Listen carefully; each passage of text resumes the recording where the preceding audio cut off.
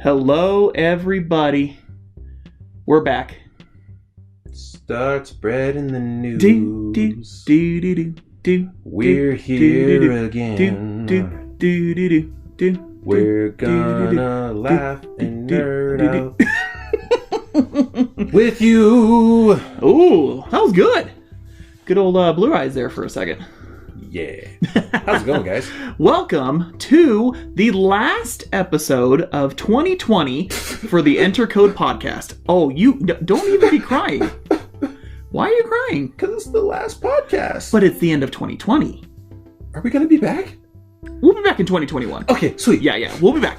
No, we are ending this year, hopefully on a high note, talking about some fun stuff tonight. Mostly we will be focusing on our end of the year awards. Our first annual, because we have a podcast and we can talk about stuff that we like this year. Why not?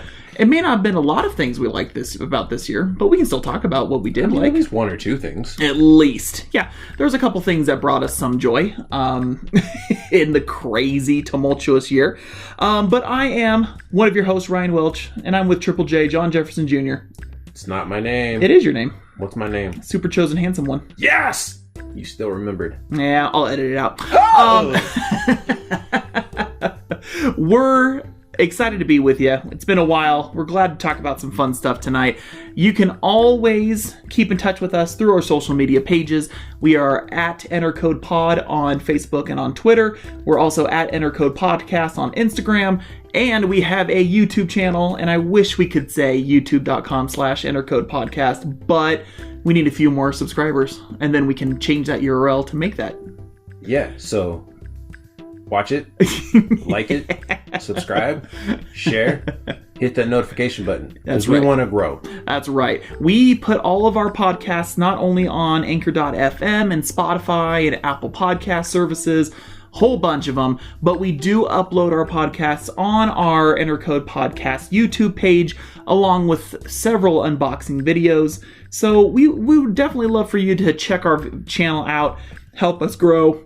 We would really love to get to 100 because it's so much easier to say youtube.com/Enter Code Podcast instead of youtube.com/x95742niner -- spacebar 011011. It's just too much. It's too much. And you can also leave a voicemail on our Anchor.fm page. It's anchor.fm/entercodepodcast. So if you do leave a voicemail, we would love to have you. We love to splice the voicemail into the show. So without further delay, what have you been up to, John?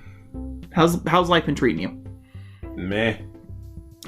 Meh because it's been retail season and it's been a nightmare, or meh because D all the above. Okay, D all of the above. I only gave you like two choices. Yeah, it's all of them. Where's option C? I am option C. Oh, okay. Wait, what? We're off the rails. We're off the rails already. Life has been okay. Okay. You know, wife and kid are happy. Yeah. Been able to make sales. Retail life is great during the holidays. Finally getting stock, so that's a good thing. That is good. I am tired of that phone call of, hey, do you have a PS5? Hey, do you have the Xbox? No.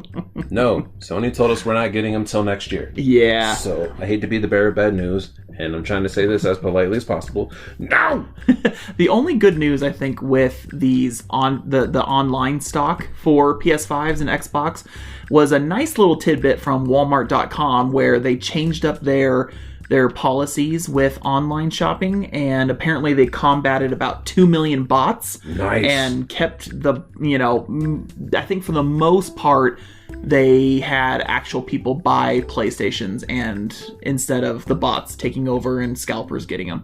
So that was kind of a nice little tidbit, but yeah, retail life is kind of insane right now.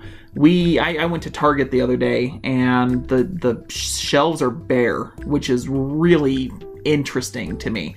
I don't know if it's because it's a lack of stock or just a ton of people are buying stuff this Christmas season, but it's just kind of weird. Kind of weird seeing, no good toys on the shelves or anything like that. Because everybody and their mama is buying toys. That's true.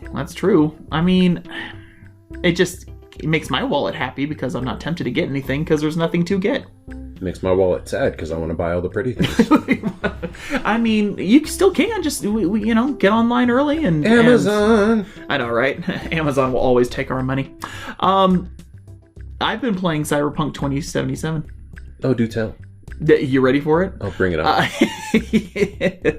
I've been having an interesting experience with Cyberpunk, and to give our audience a little bit of backstory, Cyberpunk, arguably one of the most anticipated games this year.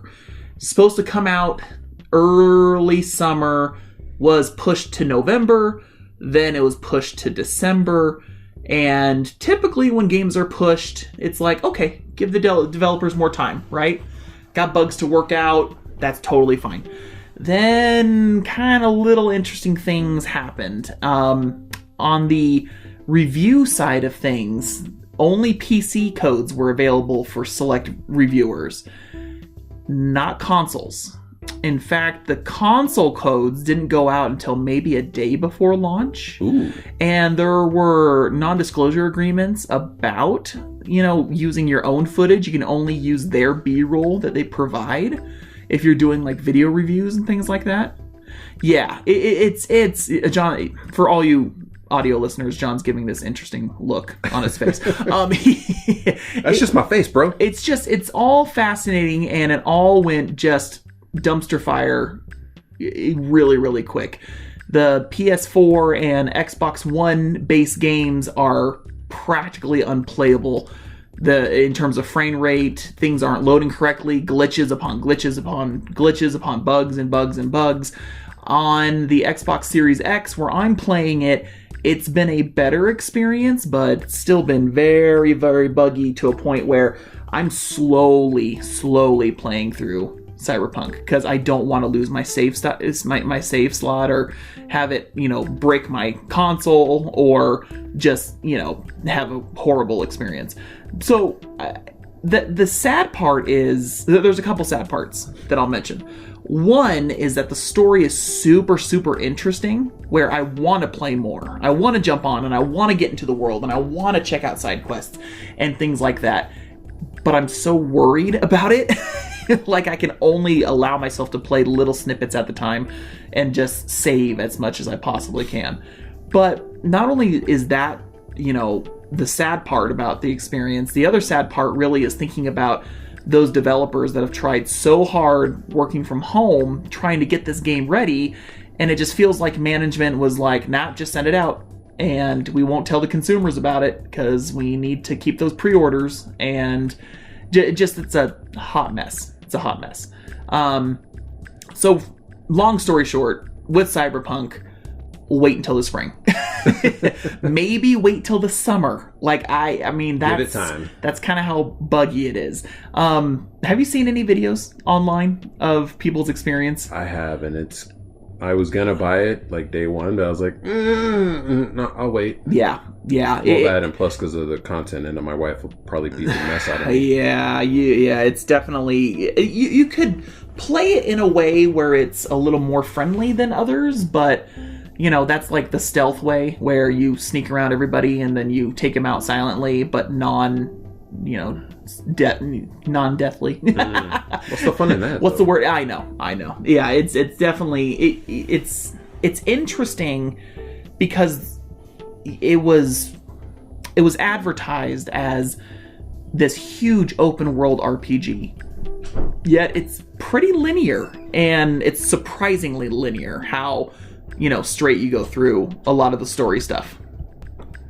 What I mean by linear is I found out pretty quickly that I was doing some main story missions, and I didn't really have a chance to go find side story stuff. Like, the main missions were coming back to back to back, where I kind of thought they were more tutorial, but I mean, I got to a point where it's like a major story beat.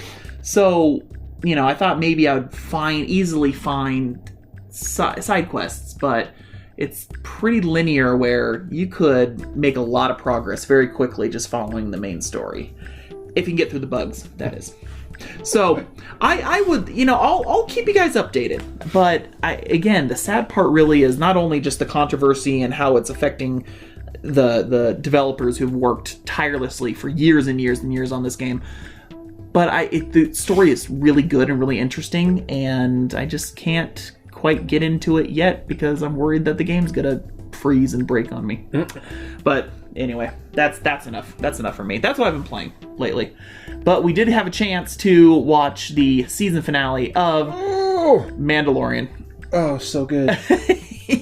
And so we'll warn you guys, I'm sure we're going to talk a little spoilers here for just a little bit. Earmuffs. If you haven't seen the season finale, just pause it now, and we'll hopefully indicate when we'll get back into it. But we're in spoiler territory.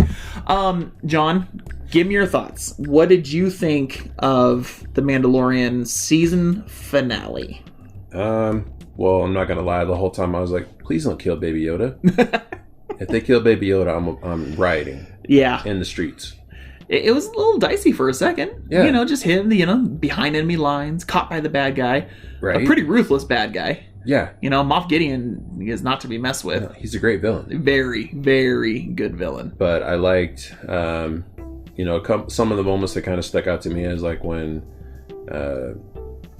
the Mandalorian and Boba Fett walk into the bar, and you just see like that shot of both of their faces, and everybody's like, what's about to go down?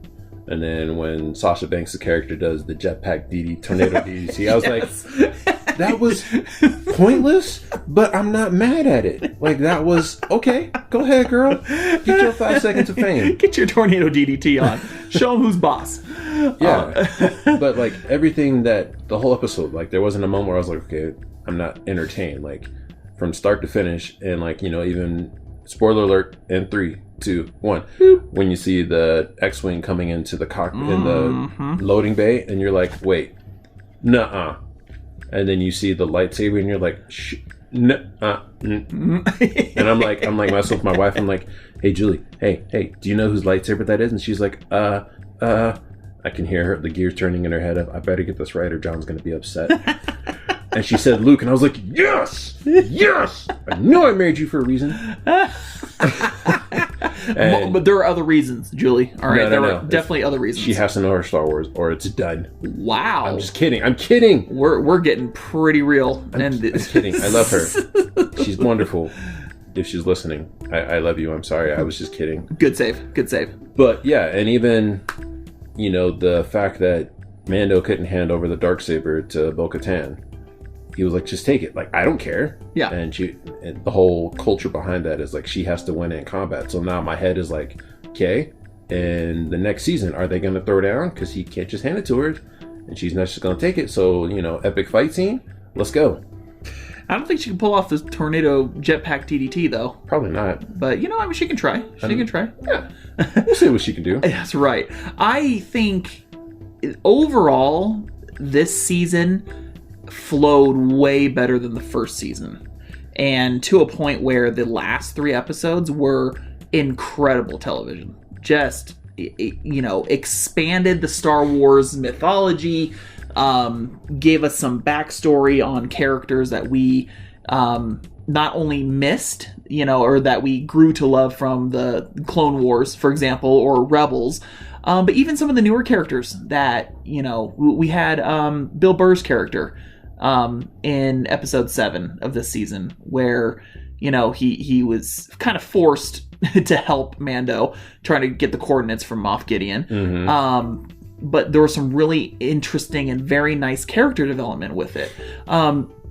Even the pilot in the very beginning of the season finale, who said he was on the Death Star and you guys are terrorists, and they were like, which Death Star? Right. I died. Yeah, and the fact that they were like, millions of people died on those things. Like, giving characters little backstories and depth was so welcome. And it didn't quite feel like, how the first season felt like singular episodes until really kind of the very end, where it was kind of tying some stuff together. But every episode this season flowed, I thought, really, really well. And man, I am honestly shocked that it was Luke Skywalker. But it makes sense that it was Luke Skywalker. You know what I mean? Like, I don't see any other, Ezra from Rebels. I don't see it being as impactful. It just makes sense with Luke. Had to be Luke. It had to be Luke. And, Mark Hamill came back for the voice, and, CGI was fairly good. Better than I've seen. It could have been worse, but I was still kind of a little cringy. It's always the mouth. Yeah. Everything looks great except when they talk and they move their mouth, and it's just like, it's not quite like a real life person, obviously. Mm-hmm. But still super, super cool. Mando taking his helmet off to say goodbye to the child. Oh. Just a powerful moment. And the very end where it's teasing the Book of Boba. And I think that kind of leads us to questions. Because, like any good TV show, you answer questions that were brought up in the season, and you got to set up the future, right? But in this case, it's going to be super interesting to see what happens. It says it's coming December 2021, and that's when the next Mandalorian season is supposed to come out next year. So are we done with Din's story? Are we... We better not be. Well, that's the thing. Like... Are we taking a break from his story? Are we gonna see that confrontation? Maybe he goes and helps Bo-Katan with Mandalore, and that's where they get into a big fight, Are we gonna get some kind of Jedi Academy spinoff and we see Grogu again? There's lots and lots of stories. The hiccup, I think, with Jedi having some kind of Jedi Academy show is it has to have Luke teaching. Mm-hmm. So, do you make it animated? Do you just do it all CGI? Like, I'd be okay if it's animated. I mean, it would be awesome if it was animated, right? Like, it would work. Yeah. It would work super well. And I think that's the only way you could really have young Luke teach, Mm-hmm. Although, same thing happens. We were freaked out about something happening to Grogu during the season finale. And we know Kylo Ren's going to take out the Jedi Academy at some point. And I don't like him. I know. Does he get Grogu? Like, it's lots of questions.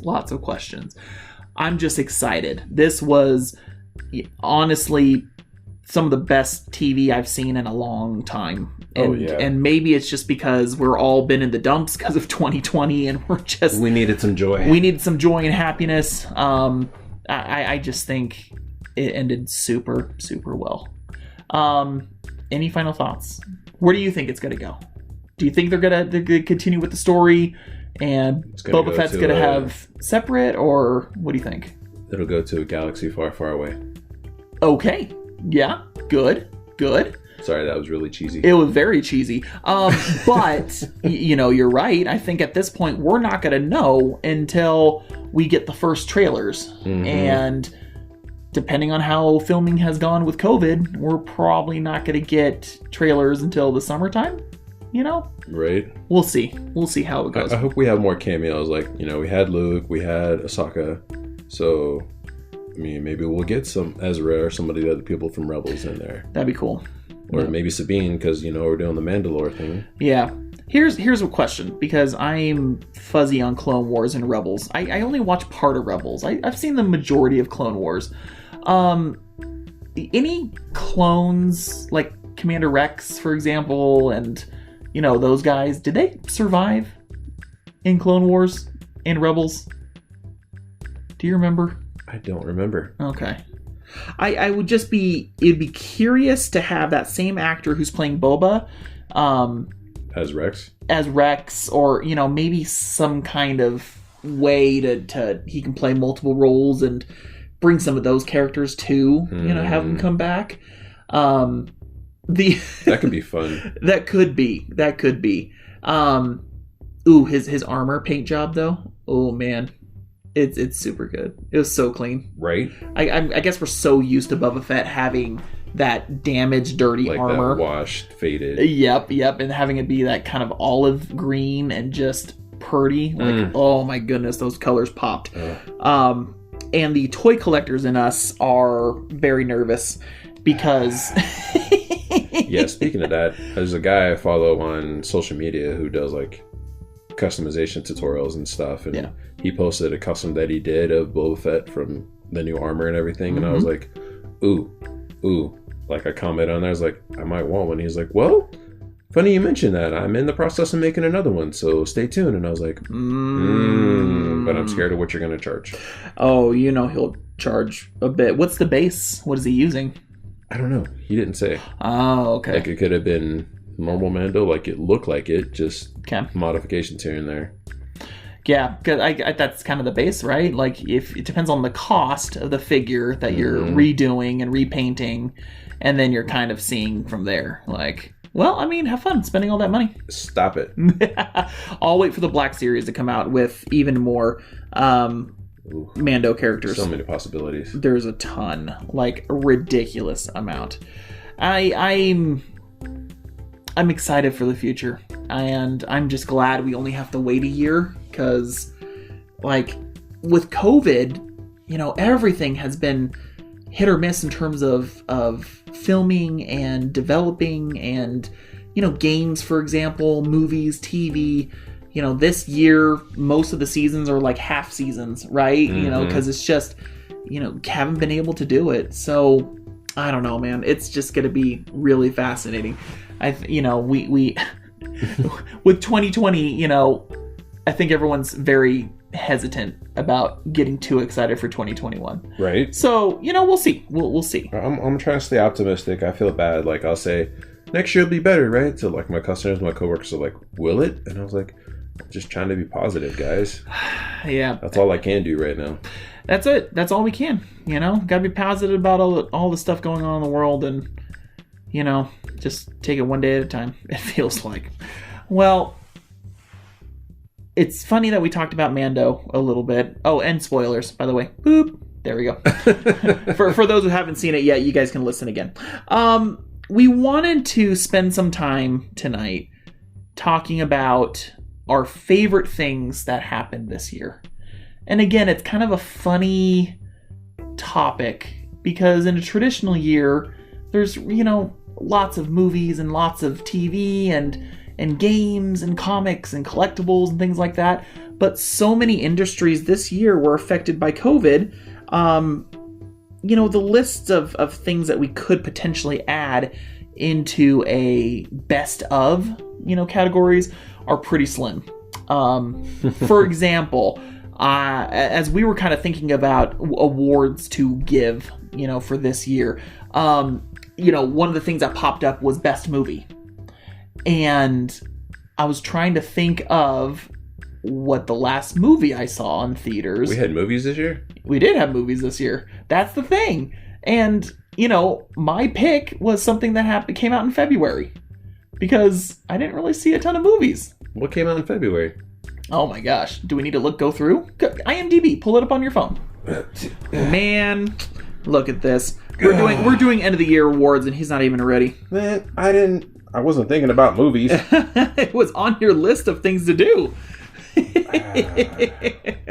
It's all John's fault. He gave me a list of stuff that we should talk about for end of the year awards, and then I added a couple things, but yeah, man. He threw me a curveball. I wasn't ready. Movies was on your thing, was on the list. I must have overlooked that. That's okay. Because, again, that's the thing. Typically, we'd have a year-end, movie award, right? Because plenty of movies would come out. And then this year, it's like... This year, it's nothing. Not much. And also I didn't see a whole lot because, COVID. I didn't go to theaters. So it's going to be kind of an interesting award ceremony that we have tonight as we talk about some of our favorite things. But bear with us. I think the stuff that we did pick are going to be fun to talk about. So our categories that we're going to talk about for our best of 2020. Game of the year. We're going to talk about best toy line, best figure of the year, which I'm going to be excited to hear John's thoughts about that one. You ain't ready. I ain't ready. Best game soundtrack, best storytelling in a game, best TV show, best movie, best of other media. That was kind of one I threw in because this year has been so weird. Like, I was kind of thinking we would give our best, best book we read or podcast we listened to or YouTube series or, whatever type of media that was out there that we watched a ton of that made us happy during this crappy year. And then finally, the one thing we'll discuss is what are we most hyped for in 2021? Because, I got a couple things down for that. Without further ado, let's start with Game of the Year. Okay? Are you okay with that? Oh, yeah. Okay. Well, I was just looking at you to see if you wanted me to go first, if you want to go first. Ow! I don't know. See, you played a few more games than I didn't get a chance to. Did I? Yeah. No, I didn't. Miles Morales. Shut up.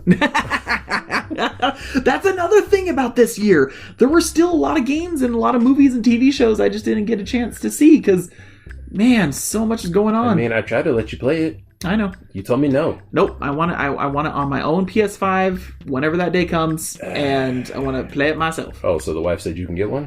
We haven't gotten that far. I said one day. Good luck with that. Thank you. That one day may be like in 5 years. I don't know. Mm-hmm. Maybe they'll come in stock then. Maybe it'll take 5 years. No comment. Okay. Game of the year for me. Drumroll. Ghost of Tsushima. Okay. That was my game of the year. I enjoyed the combat a great deal. I enjoyed the setting. The gameplay mechanics were a little hit and miss for me in a couple areas in terms of, if I wanted to go full Ghost or if I wanted to try to stay honorable. There's some parts of missions where I didn't really get that opportunity. It was kind of chosen for me. You know what I mean? So that part I didn't really like. But overall, the story, the graphics, the animation, it just a wonderful, wonderful game. I really, really enjoyed it. That's my game of the year. I hate you right now. Why?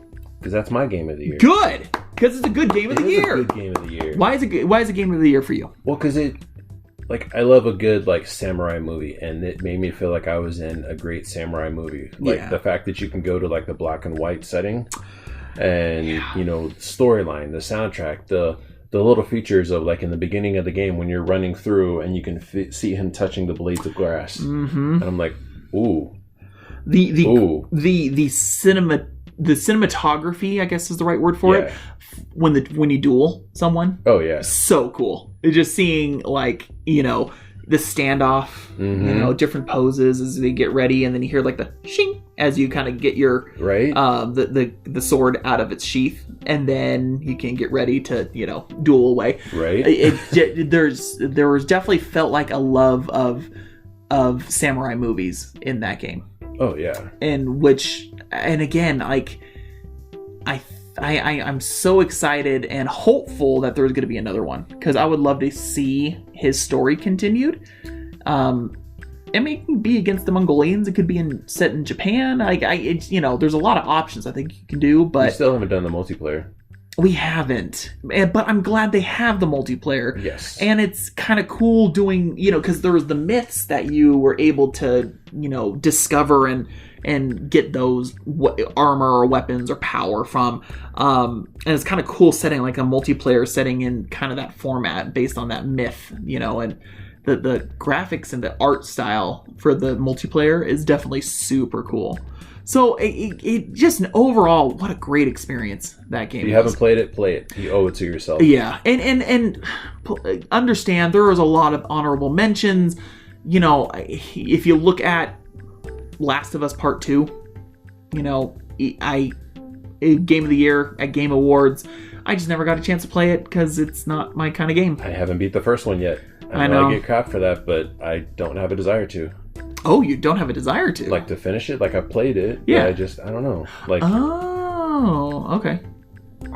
Yeah, it's not really my kind of game. I think I've had enough spoiled for me that I'm yeah, I know what happens. Right. And I've seen lots of cutscenes, and I've seen lots of story from it, and the interactions, between all the characters, and, I maybe one day I would like to play it and play it through. Although I'm pretty awful at games like that. As I've mentioned it in a previous podcast, that's the only thing that's keeping me from playing Last of Us is just kind of those survival games I'm not good at, and I get frustrated, and I don't want that to ruin the experience because I know it will ruin it for me. So lots of good games that came out this year, but yeah, Ghost of Tsushima I think for me just stood out as a very, very enjoyable game. Next topic. Next award. Not even a next topic. Best toy line. This is the award for our favorite toy line of 2020. Lots to choose from. But John, I'm going to let you go first. Oh, are you? Yes, I am. Okay. We're going to just switch off. Okay. Tell me, what is your favorite toy line of the year? Go. I'm just kidding. No, actually, for me, I think my favorite toy line is probably the Power Rangers Lightning Collection.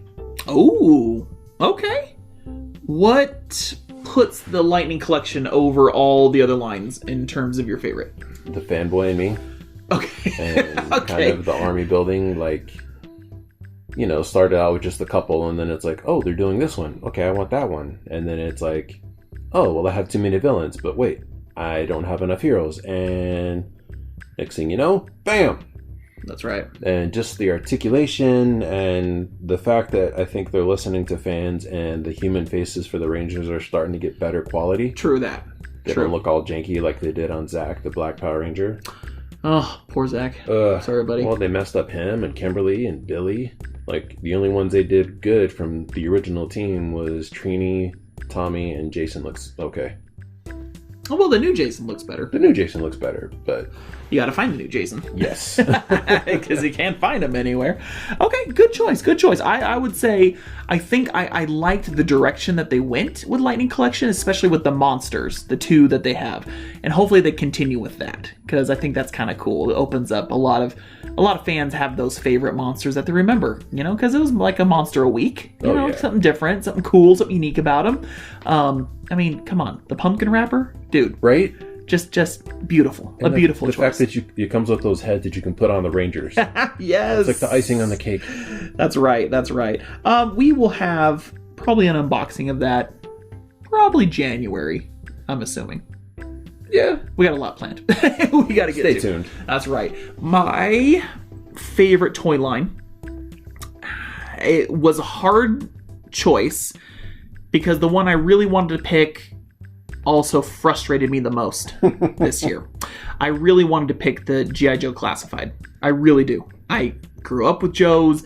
I also love the articulation and the weapons, and I love the characters that they picked. If you can flip and find them in the stores. Oh, the frustration. Yeah, I can't, in good conscience, I can't pick them. So, I would say Star Wars Black Series is my favorite. Okay. This is my first year collecting, just in general. I know, right? Thanks a lot, jerk. And I think what I really enjoy about the Black Series, and I don't know if this is new or it's been ever since it's come out, but it's really a good mix of all the Star Wars properties. I mean, you have the original series, you have prequel figures, you have Clone War figures, you have Mandalorian figures. There's so many different characters in the Star Wars universe, and it feels like, the majority of them have been covered or will be covered in the future. And I think that's important because we all have our favorite Star Wars character. And I think that... Only one? Favorites. Okay. I should have said plural. Correction. Yeah, that's right. So I think I really appreciated that about them. And I know next year we're going to get some more really good ones coming out. And I'm really highly anticipating what's going to come out in 2021 from Mandalorian, because there's been so many great figures that came out this season. And so yeah, I'm kind of curious when we'll see some of those figures, because Hasbro has probably known about all these characters for quite some time, because you got to work on the sculpts and things like that. And so I'm very curious to see when we're going to get all those new characters. The new Boba Fett. armor. The Dark Trooper. The other Mandalorians. Yes. Anyway, lots and lots to look forward to. That leads us to the award for the best figure of the year. This is the figure that we thought was the best. I had a little bit of trouble with this one because, trying to remember everything that came out in 2020, specific characters, because I also picked up, some older figures that may not have come out in 2020. So I wasn't 100% sure what to pick here, but my award for best figure of the year, the Snake Eyes New York Toy Fair Hasbro exclusive. That was the first figure I've ever collected. So it means a lot to me. You're welcome. I know, thank you. It comes with the Snake Eyes it comes with has, kind of a cool little variant to his colors, which is really nice. And of course the box and the all the extra weapons that it comes with, the piece of art, the box itself, the whole package, it just was a really, really well done figure, I thought. So, and yes, I'm biased because I like G.I. Joe. So, and again, it was my first one that got me started with collecting. I still remember, before church started, you telling me to get on and get it. Mm-hmm. And I did. And I'm glad I did, because after church, I looked online and it was sold out. So... Sorry, Bishop. I know, right? Shh, don't tell. So yeah, that one's my favorite. Okay. What's your favorite of the year? So mine... And you can have a backup, like an honorable mention, if you want to. Well, I mean, Snake Eyes would be my honorable mention. He's not my favorite. Okay. My favorite is actually the Psycho Ranger pack.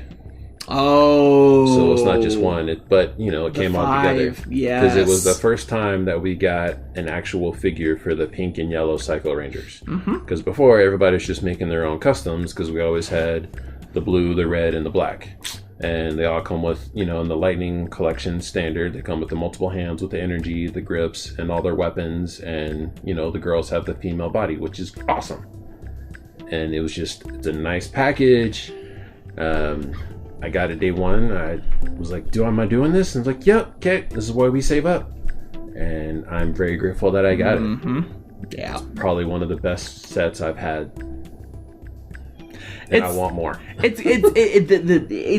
sculpt of the Psycho Rangers in the series was super cool anyway, and I think they did a good job in the package too. Yeah. I would say an honorable mention for me is, if you can find it, the Mandalorian and Child 2-pack, Target exclusive.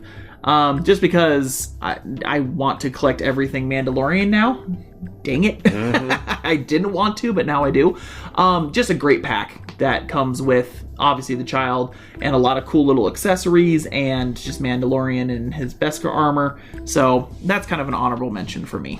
But lots of good ones. There was a lot to choose from. Right. And yeah, definitely hard.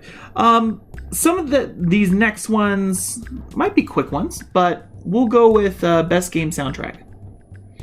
Ooh. Oh, I already know your choice. You know my choice? Yes. What's my choice? Final Fantasy VII Remake. Oh, you know me. Yeah, dude, come on. Yeah. Yeah, that was an easy choice. Mine went a little bit different just because, I've only experienced part of the game, not the whole entire thing, so I haven't heard the entire soundtrack. But I really enjoyed Streets of Rage 4.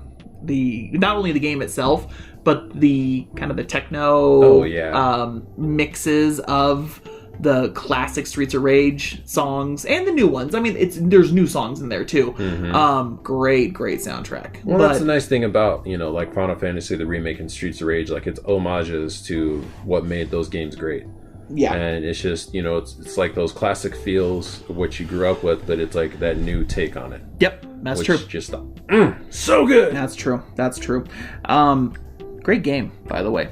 Oh yeah. Even in a crazy year of 2020, Final Fantasy VII Remake not making Game of the Year, kind of surprising, but that's just kind of how gaming is these days. Yeah. There's so many good games. It's hard to pick just one. So, I think it won a ton of awards anyway. besides Game of the Year, but It's still. got its piece of the pie. It got its piece. Exactly. Best storytelling in a game. So I'll go first, let you think about it. I have a winner for me and a backup, but the backup one is just kind of a backup so far, which I'll explain in a second. For me, the best storytelling in the game came not really from Ghost of Tsushima's main story, but with a lot of the side quests, especially with his supporting cast that helps Ghost out. You have the thief, you have the monk, you have even the drunk the drunk sake guy, who illegally makes sake. Lots of just really cool little story moments about their history, their life, their story that was really, really intriguing and I think in a lot of times meaningful. Especially when you get those 2 little mini side quests with your, I don't know, Nana. It's not really a Nana, but the main character's caregiver, who clearly is not doing well health-wise, but remembering the good times, and you are experiencing that and talking to her about life growing up and being a part of that family. I thought that was very, very special moments that I really enjoyed. The main story was good, for sure, but it just kind of getting those character interactions I thought was very, very cool with his supporting cast. So that, for me, wins storytelling of the year.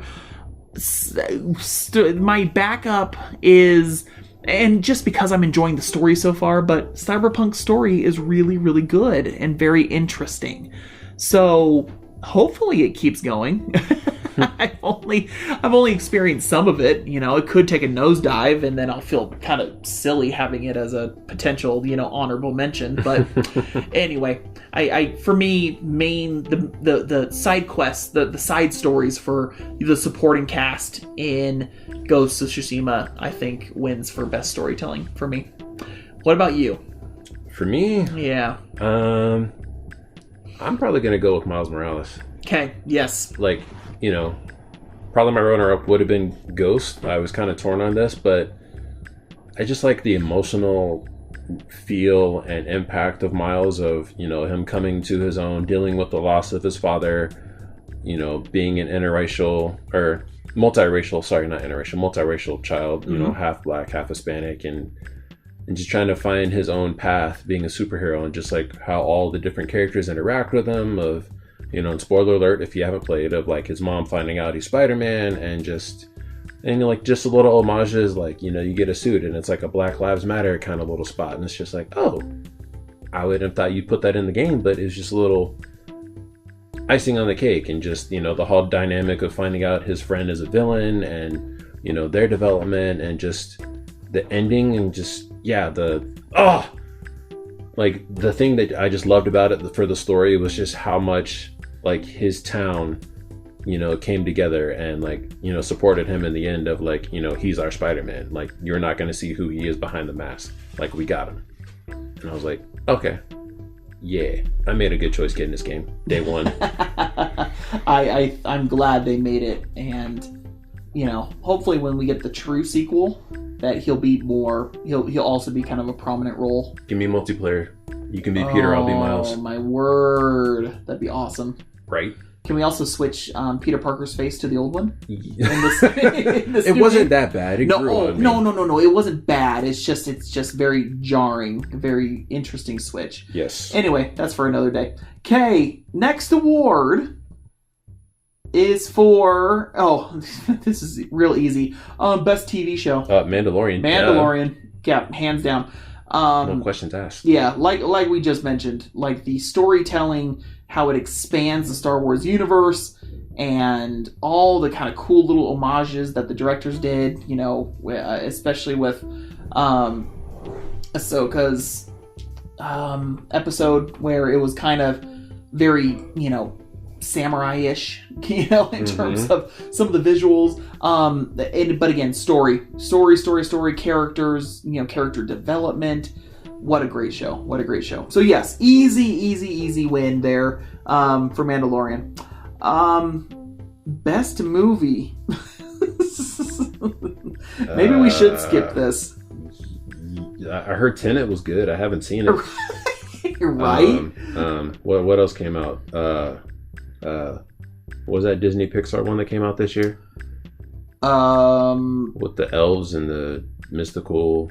Oh yeah. Onward. Onward was good. Onward was good. No, for sure. But I didn't see it in theater. No, because it came out like pretty much directly to Disney DVD or not Disney DVD. Disney Plus. What's a DVD? I know, right? Disney 4K or whatever it's Ultra. called. Maybe we'll bypass it. Okay. Because, we're recording this before Christmas, and I kind of think that the new Pixar movie Soul is going to be really, really good. Wonder Woman. And Wonder Woman 1984. Bruh. Yeah, Kristen Wiig is Cheetah? Come on now. Well, and, seeing how they interact, how the story develops in the 80s, I think is going to be kind of interesting. That time jump from World War II to the 80s is going to be kind of interesting. Mm-hmm. I'm honestly more excited about the fact that the director, Patty Jenkins, is going to be doing Rogue Squadron. Right. I can't handle it. It's going to be so good. I can already tell I'm going to love it so much.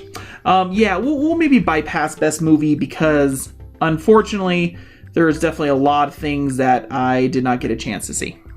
And it is what it is. Mm-hmm. That's on me.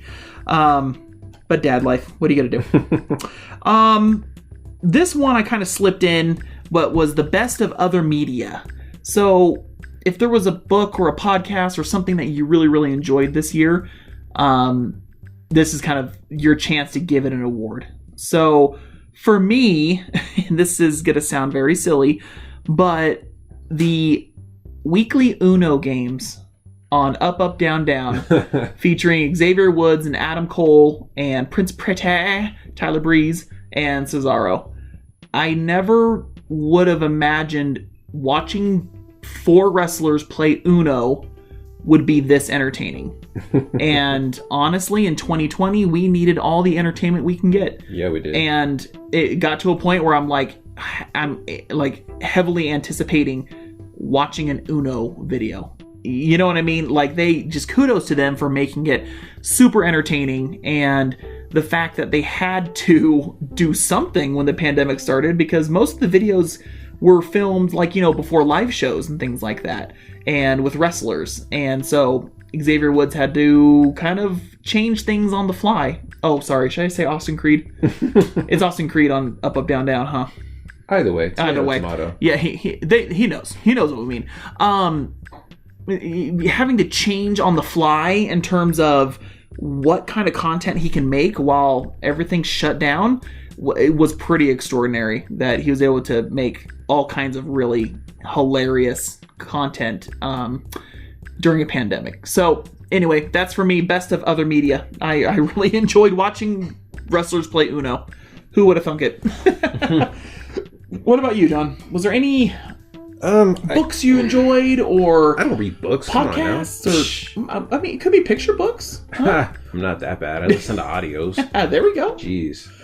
For me, I think one of the things that was kind of nice and kept me sane was watching Fwoosh. Yes. And watching their toy reviews with Robo, and just getting the updates of what's coming out, the price tag, what to expect, and just watching his little segments with his characters in the beginning and the intros and stuff like that. I'm like, oh, yeah, this is entertaining. I will subscribe. Sweet.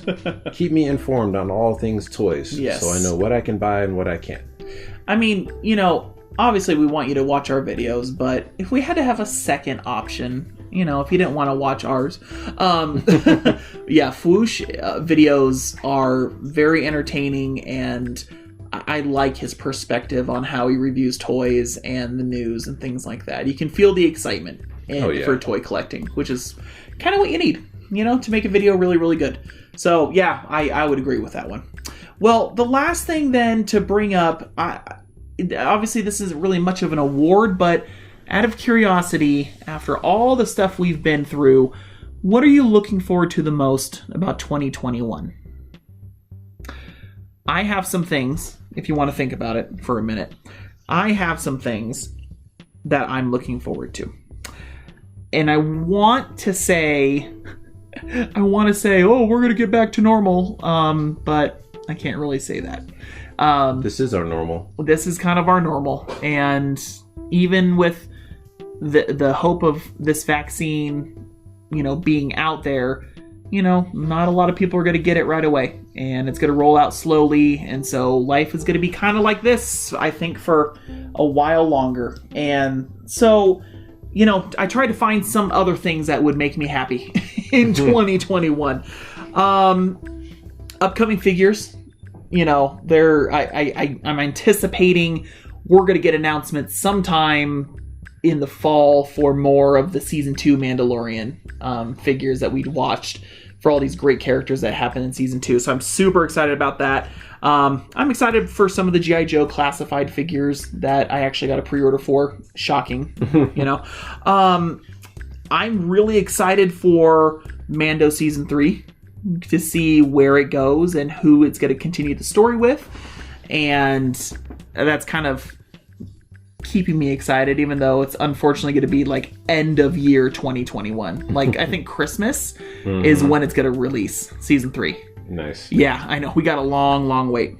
The last thing I'm most hyped for in terms of like entertainment is the fact that Warner Brothers is going to have their upcoming 2021 movie slate on HBO Max along with theaters. I know for a fact I'm not exactly ready to go back to the theater. I'm not.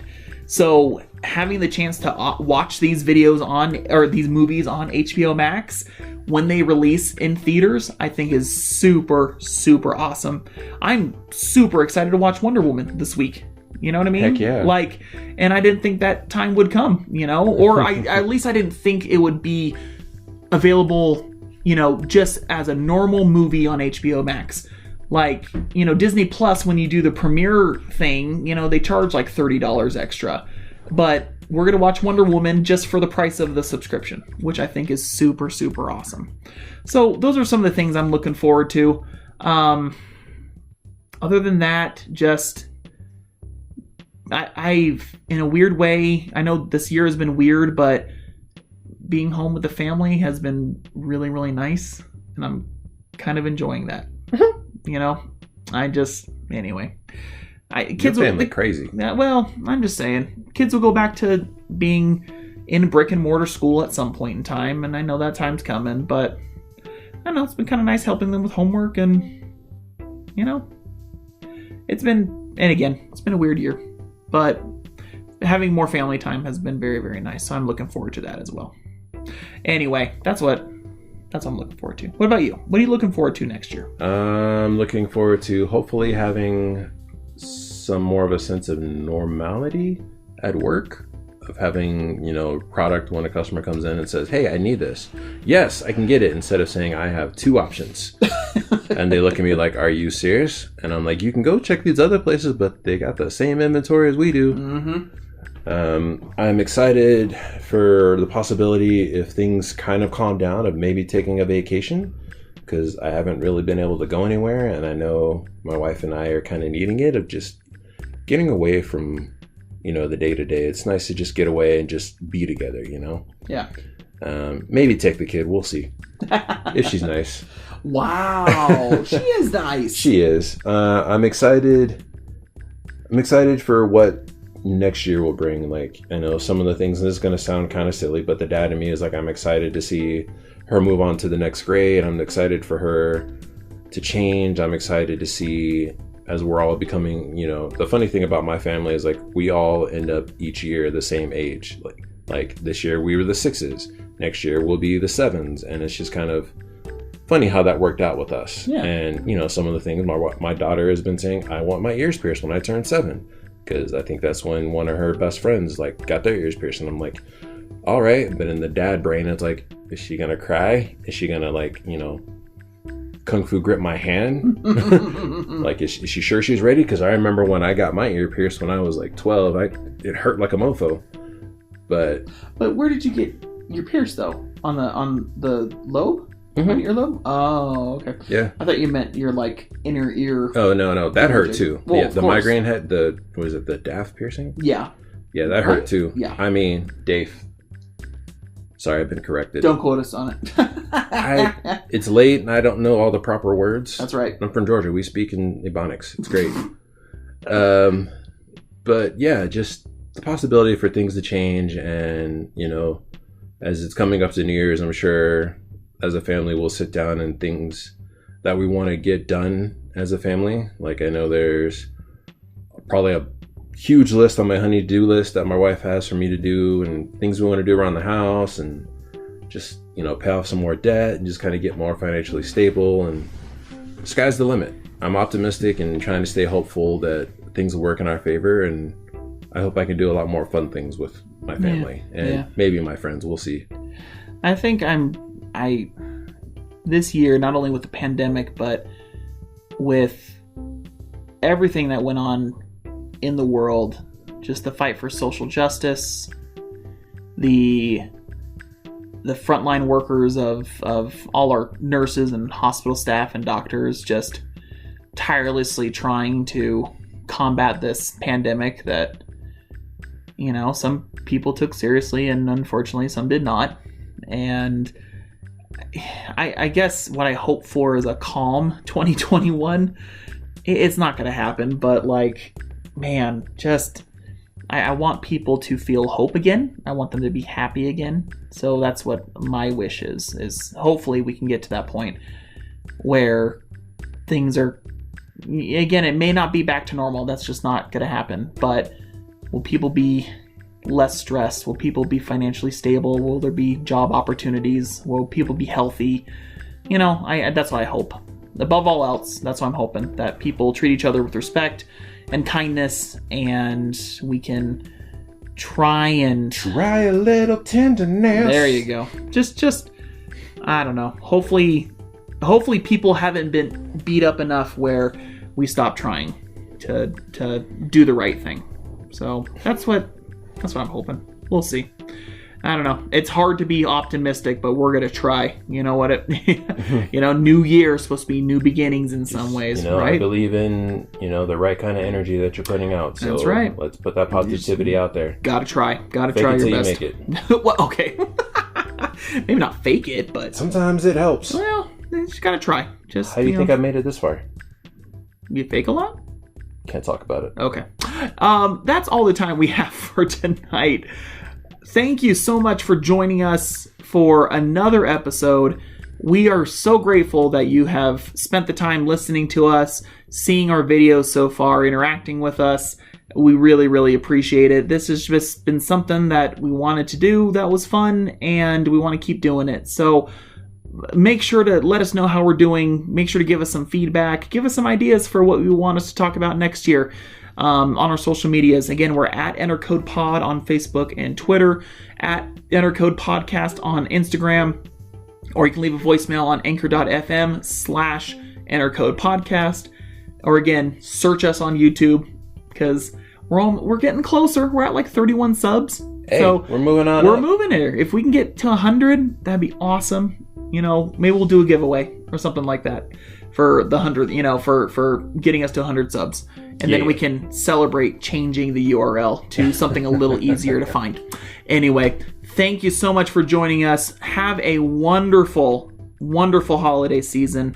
Merry Christmas and Happy New Year to you and your families. And we hope you stay healthy and safe. And we'll see you in the new year. Yeah, we will. Take care, everybody. Bye.